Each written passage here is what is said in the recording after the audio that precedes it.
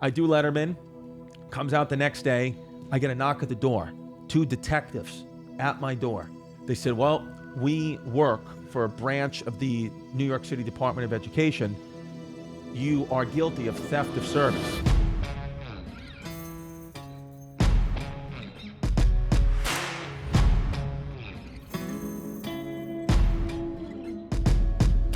All right. Excuse me, folks, but I have some allergies. Sorry about it, but I got a guest here today. It was one of those guests that was at my house. I said, oh, no, I'm getting you on my podcast. I had him once before, and he broke the internet, and I said, I'm getting you again. But before I bring him on, welcome to the Chazz Palminteri Show, every Monday at 11 o'clock. And I'd like to say, if you want to see my one-man show, the show that started it all, show that I did on Broadway, I take it all over the country, starting again in July. John, what are my dates in July? July 18th, you're going to be in Medford, Massachusetts at the Chevalier Theater. July 20th, you're going to be in Nashua, New Hampshire at Nashua Center for the Arts. August 17th, you're going to be in Riverhead, New York at the Suffolk Theater. And August 19th, you're going to be in Ocean City, New Jersey at the Ocean City Music Pier. All right. Those are the dates for my show. Don't forget my wine. Chrissy, give me that bottle of wine right there. This one? Yeah. Oh, yeah. The Chazz wine, Cabernet, selling out. No bullshit. You can pick it up at Stu Leonard's, any Stu Leonard's all over the country, or your favorite wine store. Chazz Cabernet, it's a bottle for it's an immigrant wine. This is dedicated to my grandfather. Also, my cigars, number 4 in the world, the Bronx Tail cigar, number 8 in the world, the Cologio. And, of course, my restaurants. Come to my restaurants, Chazz Palminteri, 30 West 46th Street, 264 Main Street. Mention my name. Free custom-made dessert on the house. Just say you watch the podcast. So, my guest today, the man is killing it. He's the hottest. I always like to say he's one of the great, hottest comics today, because there's a lot of great comics. But I put him in the top 5 that are happening right now in the world. Selling out everywhere. Going to be in Madison Square Garden, 9/11. That's right, 9/11. He will be there. What a great podcast. A guy I know for a long time, Chris DiStefano. Hey. How are you, Chris? How you doing, my friend? I like this wine, Chazz wine, the immigrant wine. I call it the migrant wine, and it is awesome. And I love John. What an uncultured asshole. He called it the Chevalier Theater. It's the Chevalier, you Richmond Hill scumbag. Oh, that's why I was getting comments. No, I'm kidding. Yeah. No, dude, I'm happy to be here. We're up here, with the family. We're going to eat. Our families have become good friends over the last 10 years. So, so we're here. We're ready to go. Your beautiful wife made us ravioli. I can only have half of ravioli because my cholesterol is 300, like freaking Gerard Butler. Like I'm fighting the Persian army. My cholesterol is insane right now. So we can only have half of Gianna's wonderful raviolis, and then we'll just eat salad and statins. Salad and statins. Salad and statins. That's our new podcast. Salad and statins. I like that. So, Chris, I mean, you've been on the road a lot. I've been on the road. I was home for a little while, but now I'm going to go back on the road. I'm going to Washington D.C., North Carolina, South Carolina. What I really want. What my dream is I want to just do shows in the original 13 colonies. I'm sick of the rest of the United States. I will be in Denver, Kansas City. Check those cities out. If you see me performing, if you go to christycomedy.com and you see your city on my website, just know that I love that city. If you don't, just know that I hate that city. And I want to go back to America the way it was, original 13 colonies. That's what I want. That's what I'm looking for. Okay. Now, Chris, out of all the places you played, what is one of your favorite places you love going to? Kabul, Afghanistan. I would say in the United States, my favorite city, of course, outside New York City, it's a tie. I love Boston and I love Chicago. Boston and Chicago. Two of my favorite, too. They're best. The Chicago Theater, be there in September, and then Boston at the Wilbur will be out there in October, and the Chevalier. Okay, Chevalier. Right, the Chevalier Theater. and so we'll be there in October. I love those cities because they have like a nice blue collar type energy. They do. That's what works in comedy. Yeah. That comedy, like, look, here's an interesting thing too. is, you would think a city like Salt Lake City, Right. Mormons, or Portland, very extremely liberal, woke people, you would think they're not good comedy crowds, but it's just the reverse. They're the best comedy crowds because they bring out the counterculture. So that what it is you'll go to these cities like a Portland or a Salt Lake, and the majority of the people are beyond annoying. But the comedy fans come out because they're the people that live in that city that also think those people are annoying, and they're like, oh, Chrissy's coming to town, I'm going to buy a ticket. And the people in Salt Lake City actually laugh at pure debauchery. Like the FBI should do an investigation on what the people of Salt Lake City like to laugh at, because they're the greatest comedy fans, and you can literally say anything and they'll love it. But they're not woke fans. No, the woke fans don't come. The woke people, they don't do comedy. They don't do comedy. It's not for them, and that's okay. It's Wait not a for them. minute. Yeah, this is really interesting to me. Is there a woke comic? A woke comic. I mean, look, first of all, the word woke now, I mean, everybody says it, uses it too much. I don't even know if it that's a real thing anymore. But I mean, there's comedians who their comedy is to, not offend, which is fine. And not that my comedy is going to offend you, but for me, it's like when I do stand-up comedy, you have to understand you're coming into the comedy club or theater, wherever I'm at, take a joke. That's where everything I'm saying is in the pure name of comedy and silliness. And sometimes audiences, forget that these days, but not as much anymore. It's better. It's getting the world's better. changed. It's changing a lot now. Most people now, because it's exhausting to do it the other way. It's truly exhausting. Is it getting better? Yes, because even for the audience, it's exhausting to be offended by everything. It's like now you could just see a guy like this just being so upset about a joke, and she's like, "Can you stop being gay, sir?" And you could just say that, and people will laugh. You'd be like, "Can you just stop? Really? Can you just stop with the being offended by everything?" Because I know that you're lying. I know that you're trying to make believe you're offended because you think that's what the girl sitting next to you, that's how she'll fuck you, as if she thinks that she's not. She thinks you're gay, and we know you're gay because I downloaded Grindr and your name keeps popping up. So, like Jerry Seinfeld would say, it's getting a little easier. Yes, things are getting easier now. But I mean, comedy it's good. I specifically love stand-up comedy. I thought, these things take you, this career takes you, you're doing podcasts and TV shows and movies or whatever. But I realized the thing that I actually love, stand-up, has always loved is stand-up. And I've started a stand-up. Right. And I'm going to die on stage because of my cholesterol is stand-up. Because of my soft plaque. You feel free. I feel free but I always felt that way. Even when things were getting a little crazy with all these movements or whatever, I always felt like I'll just do comedy. My opinion was always, if you're offended, I'm sorry, but nobody's putting a gun to your head and making you watch me. You can, like when people announce that they're unfollowing you, I always thought that was more about them than me. Because imagine announcing that you were leaving. It's like, just leave. Just leave. Realize a lot of people are just steeped in wild amounts of narcissism. We don't have any real problems in the United States, so people make them up in their brain. Go talk to a kid from Ukraine or Syria and see if they'll get offended at your comedy. Not at all. Wow. No, you're right. Oh. That's the clip. I mean, it's you got to offend somebody. Dude, it's like, okay, listen, I guess because I'm a comedian, I'm always trying to put myself in their shoes. I'm always like, all right, a guy made a joke. Maybe it was offensive. But it's like, I don't know what they're going through. They're a totally different bag of chemistry than I am. Yeah. I also just let things roll. Nothing's that serious. I always think about this. If it's not going to matter in 5 months, don't give it more than 5 seconds. So you offending me right now, will I care in 5 months at all? No. So I just don't. I let it go. I let everything go, including my diet. That's why my triglycerides are through the roof. Oh, but you're going to recover. I'm recovering. I'm low dairy. I'm going to ask Gianna if she can remove the cheese from the ravioli, and I'll just eat the shell. That sounds good. That'll be good.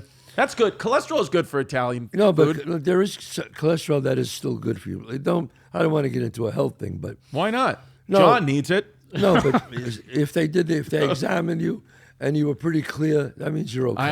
I have not that much plaque. That's what the doctor said. Well, that's good. That's good. It's not terrible. That's good. Yeah, but you got to be careful. No, we got to be careful, dude. You got to be. Now, my doctor goes, you can eat pizza still, but you got to take the cheese off. I was like, what? Well, that's not pizza. I was like, that's like having sex with a condom. I'm not doing it. It's not sex. You're not having sex with the woman. You're having sex with the woman inside the condom. Yeah, that's what I'm saying. Yeah, well, that's why I'm here, to make you think. I never thought of it that way, Chris.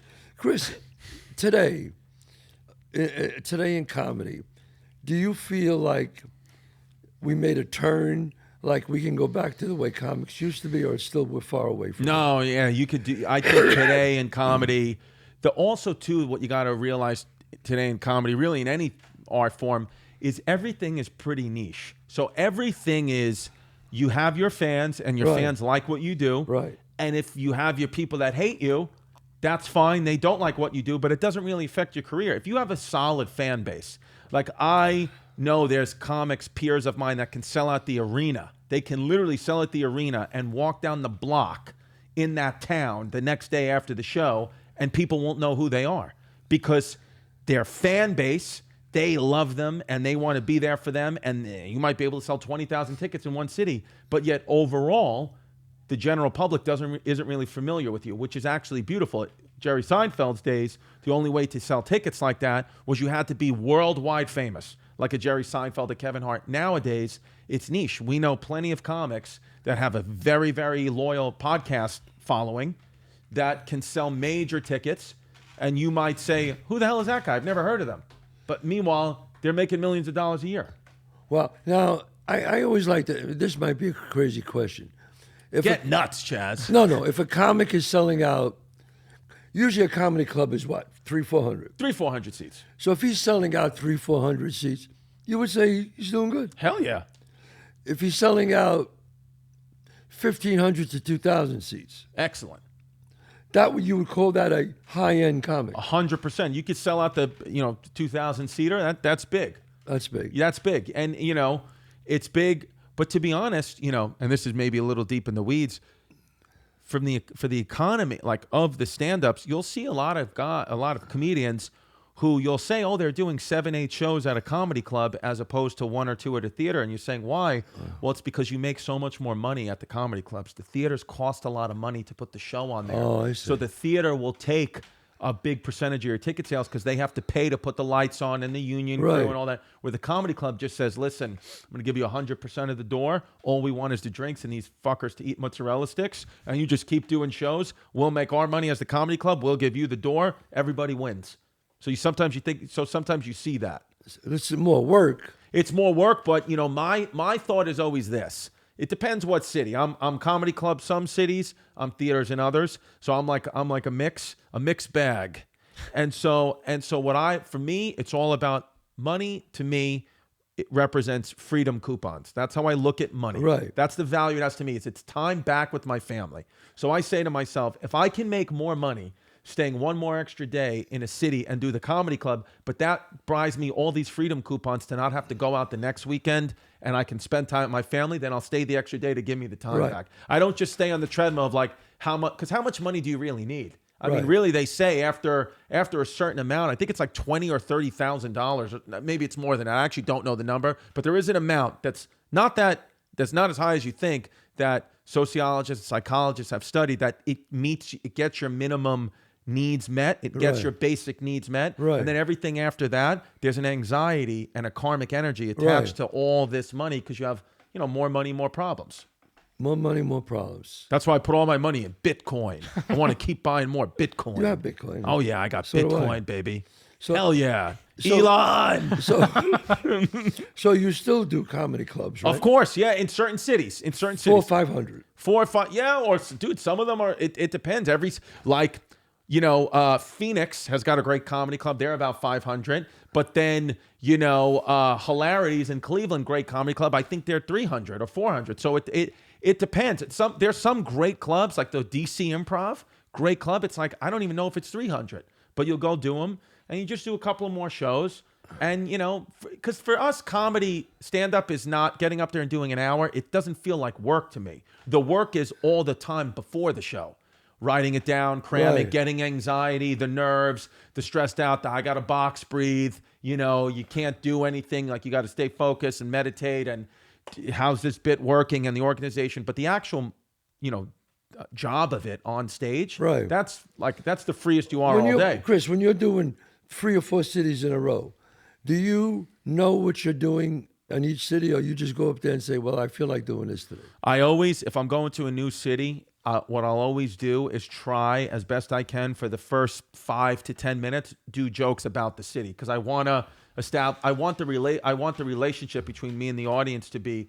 The audience respects me because they're like, oh, this guy did his homework about us. He's doing jokes about, the Allegheny River in Pittsburgh. He's doing jokes about, Mama Santa Rosa, Mama Santa's in Cleveland. Like he's taken his time to learn about our city and our culture. And there's like a subconscious respect I think you get from the audience. And it's also good for me because it changes things up. If I'm working on a new hour, some of the jokes are in the same places at the same times. But when I go to a new city, I'll switch it up a little bit because now all of a sudden I'm doing 10 minutes on how, Indianapolis should be bombed by the Russians. Because it's just a city that I like it, but it's just a city that. When do you decide to do new material? When do you do that? I do my new material a lot when I'm in New York at the Comedy Cellar or New York Comedy Club, the stand. You just go up there and that's when I try my new stuff. Or if something big happens, for example, the past 2 weeks, all my new material, I've just been writing about the Pope. Everything's about the Pope nonstop.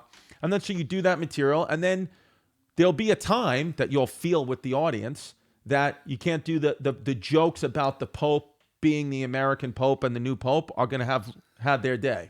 And then you move on. You retire that material. And now it used to be you would have to put that on a special and wait till whenever HBO. But now you can just throw that up on YouTube and you can get a benefit from that more topical material. I could see that because the Pope is an American. He's Italian. Right. And then there were pictures of him at a Met game. There's some funny stuff. There's some funny stuff. I've been just, having fun with the Pope. My mother's very upset that I'm making fun of the Pope, but that's just what it is.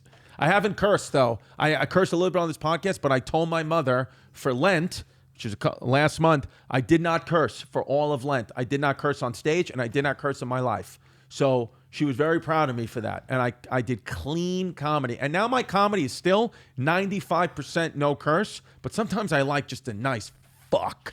Just 30 minutes in, I just surprise someone. You think it's all clean Christian comedy, and then I drop a nice You just do it. Yeah, I just drop a nice, you motherfucker. And I like to just say it. And then I move on. Wow. Yeah. But Chris, when you were a therapist, right? I was a physical therapist, yes. And I still actually technically am because my license got reinstated when Governor Cuomo was the governor during the pandemic. He reinstated everyone's healthcare license at the height of the pandemic because he just wanted as many people as possible. I was like, I haven't practiced physical therapy in 7 years. I don't know what to do. This guy's dying on a ventilator, but I guess I'll massage his elbows. I don't really know what I want to do with this guy. When did you decide to be a comic? So I started my first time ever doing comedy, starting to get out there. It was my third year of physical therapy school, so the final year. And then I really became a full-time comedian 3 years later. So I graduated my physical therapy degree in 2010, and then I completely became stand-up full-time in 2013. And you told your parents, I'm quitting school to become a comic. I mean, it was that day. So here's what happened. So I'm a physical therapist. I'm burning the candle at both ends. I'm a physical therapist, pediatric physical therapist in the morning. So working with kids, school system, New York City and Chelsea, Manhattan. So I'm a physical therapist during the day. Do all that work with them. Last kid gets on the bus about 3:30, 4 o'clock. Go to a coffee shop. Start writing. Start doing because the open mics start at 5 p.m. You have to sign yourself up on a piece of paper, get there as early as you can. You do 4 or 5 open mics around New York City, and then at the end of the night, like midnight, 1 a.m., certain comedy clubs, if you were able to work hard enough, or if you maybe I handed out flyers, maybe I was a busboy for the night, they would let you do 5 minutes on a real show at the end of the night for like drunk people that were half in the bag, but. Open mic scene in New York City, you're mostly performing for other comedians. Right. This was an opportunity to perform for actual people who weren't comedians, so we would do it. So you burn the candle at both ends, and then I, in the midst of it all, I got on this show on MTV called Guy Code, which got relatively popular. Right. And I was missing work as a physical therapist sometimes to go do these stand-up gigs. And then physical therapy is mostly like a woman's job. A lot of, it's like mostly females, but there was one guy, other than me who worked in the school with me, and he was just a hater. and he told, like a real dickhead, he told the principal of the school that I had taken off the day before, but yet I was on the radio. And he brings in the radio conversation like a real piece of garbage. What a beating he gets. He was a real dummy. He was a real dummy. Yeah. And so I get called into the principal's office at 29 years old, Right. 20 or 27, whatever. I get called into the principal's office, and she tells me, she goes, "Hey, listen, we have proof that you called out of work yesterday, and you weren't sick. You were on the radio, and in the New York City Board of Education, that's called theft of service, and you've actually stolen money from the city." Right. So I said, "Okay." I said, "What are we going to do? What do you want to do?" And she was like, "Well, you're going to go back to your physical therapy job. You're going to quit comedy right now." Because she said, exact quote, she goes, "You're never going to make it in this. This is a silly joke." She was like, "Physical therapy is what you're going to do. You have a salary. I was making like $47,000 a year. So it's like, that's barely livable in New York City. And you have health benefits," which that was good. She was like, "And that's what you're going to do." And she repeated it again. And Quit comedy. No, she said, because she said, "You're just not going to make it in this." She was like, "There's another guy in the Board of Ed who does comedy, and it's a joke. It's stupid." And I said, like, just in that moment, I was like, "No, I'm going to quit, actually. I'm going to quit, and I'm going to pursue the other career." And she was like, "You want to leave this job right now?" I said, "Yeah, I'm leaving." And she was like, "Your job will not be here when you come crawling back to this position." No. I swear to God. She goes, "It won't be here." And then I swear, I'm not even trying to be funny, I walked out and I farted. I was holding one in, a nice seltzer fart. You ever get a seltzer fart? I had a nice seltzer fart, just waited, and I just farted as I walked out, a loud one too. It ripped off the top of my khakis. And I went home, didn't tell my mom. I just pretended like that was a regular day at work. And then I called my father, who was living on Staten Island. And I said, "Dad, this is what happened. I quit." And he was like, "Then you got no choice." He was like, "You're going to have to go for it all in on comedy. You have now you have no safety No, net." you got no safety net. And he said, but he told me, he was like, "But I'm happy that you did that." He's like, "Because I always felt like you had 1 foot in, 1 foot out of comedy. Now you got 2 feet in, so you got to do it." And he was like, "And look, we'll keep this from your mom. You don't tell her yet. She doesn't know how to handle that shit yet. If you really need money or a place to live, you'll live in my basement. And you'll pursue this. At least give it a year." Wow. He was like, "Give it a year." He's like, "Because the last thing you want is to be laying on your deathbed and Right. not have at least tried." He's like, "I'm happy that you're at least trying." Sometimes that's all because he would always tell. I think I've told you. He would always tell me, Right. "It's about the effort, not the outcome." Yes. So if you put in the effort, at least you can live with, "Hey, you know what? I tried. It didn't work out." You tried. can't live with, "I didn't try." True. So I do that. And then I think sometimes the universe is just, whatever, on your side. I don't know how this happened, but like a week later, MTV calls me, and I call my manager at the time, and they said, we heard Chris quit his job. He's been doing well here on Guy Code. We have another show coming out called Girl Code. And then we have another show coming out called Ain't That America, Wow. which is another MTV2 show. They said, we want Chris to be on all of them. So what we'd like to do is sign him right now to an overall contract for 3 years, which it doubled my physical therapy. 1 year was double my physical therapy salary for 3-year contract, but I could only work for MTV. And for me, I was like, you just paid me double what my day job is giving me for me to live my dream. So I, of course, signed it right then and there, and then I haven't looked back since. See that, folks? The man, once you give up, the universe just says, if it's right, the universe just comes and helps you. I think that's honestly what happened. I wouldn't have believed in that had it not happened to me, but how could a week later, all of a sudden, this happened? And if you would have stayed at the place, that probably wouldn't happen. I'll never forget the number. I had $99.98 in my bank account when I that walked was, out of that you school. could say, because I do a thing on the show, Defining Moments. That was your defining moment, one of your defining moments. That was, I would say, that was the defining moment, I think, that gave me the confidence to say I have the courage, that gave me the confidence to say I can do this. I can do this as a full-time thing, Right. and I can kind of take this first step. The second defining moment in my life that happened was I did David Letterman. I did stand-up on the David Letterman show. And the process to get on David Letterman is pretty intense. Back then, yeah. Back then, because David Letterman himself has to approve you. Yes. Right? So that's not the other shows. Sometimes it's just the bookers. Yeah, I've been on David Letterman many times. Yeah. So I got on right when David Letterman was ending the show. So this was only like a few months after I quit my day job. Wow. So and it ties into that. I'll tell you in a second. So the process is some comics. The comics do a showcase at Caroline's Comedy Club at the time it was. They do a showcase, and they are handpicked by the bookers, right? So I wasn't handpicked. I wasn't on this show. I was just there hanging out at Caroline's. I'm like a gym rat. Right. I was a club rat. Right. I was just always there, always around, especially now. I'm all in. I'm like, I equated comedy to basketball. Right. I would shoot 1,000 jump shots a day. The harder I work, the better my chances are of making the team and doing well in the game. Same as comedy. How many reps can I get? That's the only frame of reference I had was from athletics and studying. You have to get a doctorate degree to become a physical therapist. So I was like, outwork everyone. Effort, not outcome. So I'm just hanging around the comedy club, and they're doing this showcase for one of these comics is going to get on David Letterman from these 10 hand-picked comics that they went around the city. Just the David Letterman bookers are there. So the last guy, for whatever reason, didn't show up, got stuck in traffic. I don't know. But now there's a 5-minute slot that they need to fill because the business of a comedy club is we got to get a certain amount of comics up there and have them doing their time while we're giving people their checks. We got to give people their checks because, it's a business.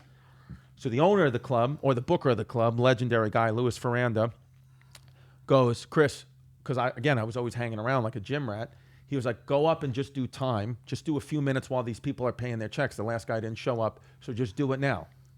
And he was, I assumed that the David Letterman bookers have already left. They've seen the guys or comics they were supposed to see. They don't give a shit about me. I'm just a guy filling time. I'm like, I don't even know if they think I'm a comedian or not.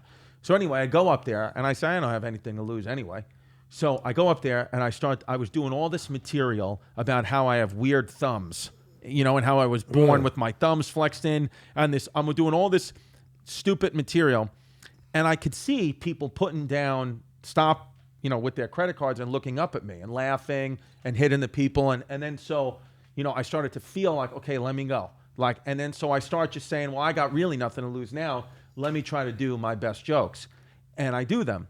But I was cursing. David Letterman, you got to be squeaky clean and all that. So I'm cursing. I'm doing, this and that. Because I'm not thinking there's any chance. I'm not on the showcase. So anyway, I do it. Leave. Not even thinking about it. Next day, the manager calls me. He goes, the Letterman people loved you. They want you to start working on a real set. They think you have a shot at the show. And I said, I wasn't even on the showcase. They were like, you're the only one they picked from last night. Holy shit. And I was like, wow. He goes, so come to my office. Let's get 5 minutes together. Should be clean. Should be about autobiographical about your life. Should tie in at the end. Should have a punchline every 10 seconds. There's a formula. So, okay, I start working on it. I go out the next couple of nights working on it. Then the next week, the Letterman bookers come to see me, and I have a good set. This material is good. Nothing. They don't call me the next day. They don't call the manager, nothing. They call him a couple of days later. Hey, can we see him again? Go to the same set. You got to do the same 5-6 minute bulletproof set. I do it again, different audience. Have an even better reaction. Nothing. They won't call. They won't talk to me. Nothing. They're not booking me. They're not saying anything to me. They're watching me, leaving. Writing something down on a notepad, leaving. So I go again. They asked me to come back the following week. My manager at the time says, I honestly don't know what's happening, but they keep wanting to see you, so they must see something. So I go, and the third time, I go, very small audience. It was raining that day. Half the crowd was from Sweden. Like nobody, it was just not a good setup. I didn't have it. Bombed with this material. I'm talking about zero. Same material, but I just did it. 5 minutes, 6 minutes, did it, bombed. I get right off stage. I call my manager at the time. I said, well, now it's over. I mean, I got a freaking zero. I should be arrested for what I just did tonight. It was awful. Zero. So he says, all right, I don't know what, it's fine. You're young in comedy. You've only been doing this a few years. The fact you even got, in front of the David Letterman bookers is a big deal. Most guys don't get that, 10 years, whatever. I say, all right. So I'm, a little depressed, whatever.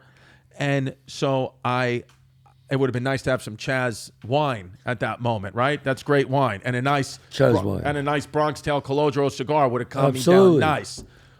So I'm just sitting there, whatever, drowning in my own sorrows. Manager calls me about 2 hours after I spoke to him. He goes, "You doing the show tomorrow night?" I said, "Another showcase?" He goes, No. You're on David Letterman tomorrow night. Tomorrow night. Tomorrow night, he said, "Do you have a suit?" I said, "No, I don't have a suit. I'm from freaking Queens. He likes people to be dressed. You have to." I said, "I don't have a suit." He goes, "Meet me, Joseph A. Bank," because he lived out in Long Island, Suffolk County. "Meet me, Joseph A. Bank, 9 a.m. tomorrow. Be there. We're getting you a What suit." year is this now? 2013. Okay. I buy a suit off the rack at Joseph A. Bank. If you Google Chris DiStefano, David Letterman set, I mean, the suit is 3 times too big. I got the shoulder pads. I look like Hillary Clinton out there. I got the pads. I'm crazy, right? I go out there. So David Letterman, the other guest is John Travolta. Okay? Yeah. So John Travolta, he's doing his thing on the couch. I'm next, right? And it's David Letterman. It's a very well-oiled machine. Rules, right. Circumstances. The guy says to me, the producer says to me, "I'm going to tap you on the shoulder. When I tap you on the shoulder, that's when you go out." It's freezing back there. It's freezing back there. I'm nervous. I don't know what, Right. It's very nerve-wracking, right? So he finishes, John Travolta. Now they're in a commercial break. So John Travolta's walking out past me. I'm standing there like, I'm going over the set a million times, nervous, I'm breathing. And John Travolta stops me. He stops, he looks at me, he goes, "Well, you have on a beautiful suit." I was like, right off the rack, Joseph A. Bank. Right. And just bought it this morning. And he goes, "Nice, it's a beautiful suit." And I said, "Thank you." And then he goes, "Are you nervous?" And I said, "Well, yeah, pretty nervous." And he puts his hand on my chest. I swear. And he goes, "Oh, your heart's beating so fast." I said, "Well, you're John Travolta. You got your hand on my nipple, so Right. I'm going to get nervous." And he goes, "Well, it's great that you've done it." And I said, "Well, no, this is my actually first time ever on network television." He goes, "Yes, but you've done it already." And I said, "No." Like in my head, I'm like, "Are you an idiot? Right. I just told you I didn't do it. I'm nervous. You got your hand. Right. You're jerking off my nipple here. Right. Like I don't know what to do. Do you listen to me, John?" And so he goes, No, you've done it already." And I said to Mr. Travolta, with all due respect, I said, "I've told you twice I haven't done it." He goes, "You're not listening to me." And he says, "It's over." And so now I'm thinking, did I have a stroke? And then he explains to me, he says, "No, listen to me." He goes, "You had to get vetted. Mr. Letterman himself had to pick you. Right. All the hard work of it is over. You did it already. You got here. Right. So now all you have to do is go live the fun part and live the dream. The work is done. You're here." He said, "So just go out there and do what you've been doing. Right. There's nothing new. It's a 5-minute routine that you have memorized, that you've done, that you've experienced." He Right. said that you've done well with, that you've done poorly with, right? And I Right. said, "Yes." He said, "Go live it. Just go live it." And I swear to God, with that, I feel the tap on my shoulder that you got to go out there. And I hear John say, "I'm going to watch this whole thing." And he goes, "Go get him, kid," and gives me a thumbs up. And I go out there, and if you watch the set, I'm waving at someone, and that's John Travolta. I'm waving at him as I'm walking out, and then I'm focused here. I see Letterman out of the corner of my eye. There's a mark, an X that they say, you have to hit this X. I hit that X 2 feet up like I get the free throw line. I'm right at that X. And I just look out, and for whatever reason, it's cosmic stuff. You're in the flow. I was in the flow, and there was the studio is very dark. Yes. Where my parents were sitting, I could see a light and I could see my family. The only people I could see in the whole You thing. remember what the first joke was? The first joke was what was the first joke? I don't remember exactly what I came out and said first, but I know I talked about me going to England, and I know I talked about my idiot cousin Tommy. So those bits I do remember, but I got to watch to see what the first joke was. But I remember I did those 5 minutes, and I was as calm as I've ever been with that material because of John. All I could feel was my leg shaking a little bit, but I think that was just happening to like keep me in the moment, right. To keep it real. But I didn't miss a joke. My voice didn't flutter. I nailed every line that I needed to hit. I hit multiple applause breaks. David Letterman came over to me. "Great job, kid." And then, said, "Well, you could see him at Caroline's every week." I'm walking back to the dressing room where, right where I'd see John Travolta, because he said he was going to stay. I said, Nobody's there. Just the producer. I said, where's John? They said, oh, he left immediately. So I said, what a great guy. He told me he was going to stay. Right. He did everything for me, but was like, I can't stay. He's got to fly 747 back to Australia. Right. So I say all that to say, I told that whole story to say, brings it to the second defining moment. It wasn't actually David Letterman that was a defining moment. It was what the bookers told me after it was all over. I said to them, why you didn't, I've been running this set for 2 months and you only picked me after that awful set from last night. And they said, because we knew you could do well, but we needed to see how you fail. You never showed us if you could fail professionally until last night, and you failed professionally. We, as the bookers here, can't take a chance on somebody nobody's ever heard of. And if you fail, how are you going to react? So they said, how you reacted to adversity is what we were looking for, and that's why we kept coming back, and you reacted to adversity well. So that, to me, was a second defining moment, because I said, okay, so now when the things don't go well and the shit hits the fan, I've proven, at least to myself and to these people, that I can stay with it, basically stay in the pocket. Wow. And then I do Letterman, comes out the next day, maybe the following day, it was a Thursday, I get a knock at the door, 2 detectives at my door. And I said, officers, must be some kind of mistake. Yeah. And they go, no, is this Chris? Are you Chris DiStefano? I said, yeah. They said, well, we work for a branch of the New York City Department of Education. You are guilty of theft of service. Remember what I told you? The principal had told me theft of service. You stole money from the city. This New York City Department of Ed treats that as robbery. And I said, well, officers, I said, would you guys want to come in? And they said, yeah, sure, we'll come in. So I said, I quit that job. They saw you on Letterman. They were pissed. Well, right. So I quit that job a month ago. I said, I quit that job 2 months ago. And they said, oh, you quit? I said, yeah. They said, all this is water under the bridge then. We didn't know that you actually quit. We thought if you were continuing to work there, then you're continuing to steal service. But since you quit, it's all water under the bridge. I said, yeah. And then they look over, they see the cue cards that I had. David Letterman gives you the cue cards that he read, off the teleprompter. He gives them to you and signs them. Right. It's a little gift from him. It's nice. So they said, what's that? I said, oh, I just did the David Letterman show 2 days ago. They said, you kidding? I said, yeah. And they give you a DVD of it, back in the days DVD. I said, yeah, there's the DVD of it right there. You want it? They go, throw it on. So I said, you guys want coffee? They said, yeah, we'll take coffee. So I make them 2 coffees with these cops who were going to probably arrest me or charge me with something. We're sitting down watching the Letterman set. One guy was laughing his ass off. The other guy wasn't for him. My material wasn't for him. He said it wasn't for him. But the one guy was like, you're going to do something with this. I promise you. Really? Yeah. Well, we're going to, Chris, great stories. We're going to end up now. But I think your last defining moment, I could be wrong, and we could just touch on this base before we end this, and that is, you happen to meet a Latino woman. Yes. And now you're married. Yep. You have 3 kids. We have 3 kids. I'm just curious.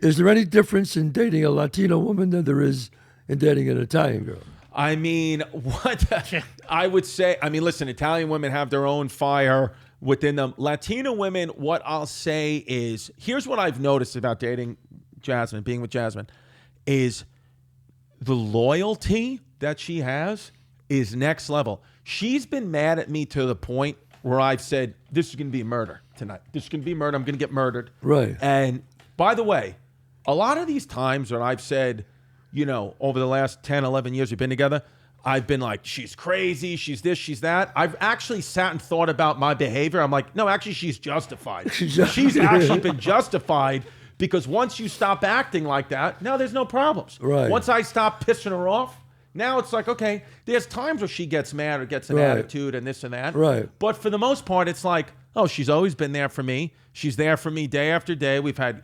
I'm happy, because a lot of people say, oh, why'd you wait so long to get married? Because we've been together 10 years, as you said. We have 3 kids. I said, at first I was too scared to do it, didn't want to do it. I was always trying to run away, whatever. But now that we've been together this long, I am actually happy we waited this long, because all we've done to each other is proven to each other that we've had ups and downs. We've Right. had very low lows and very high ups, and we've stayed together all the same. And now our children can be part of the wedding, which is a lot of times kids will hear about their Right. mom and dad's wedding, but our kids are going to be able to have a memory of it. So we think that's pretty cool. And she's she's kneeling under the table with the semi-automatic. So I have to say all that because she does Right. have a weapon. Well, they are. I before I got married, I dated some Latino women. They're pretty jealous. They're pretty jealous. They're pretty spicy, but you can't really, I can't get enough of them. And the thing is, for me, is what am I going to do? Die of a stroke? Die of a heart attack? Right. That's boring. Yes, Get decapitated by a Latina woman. you're right. That's the move.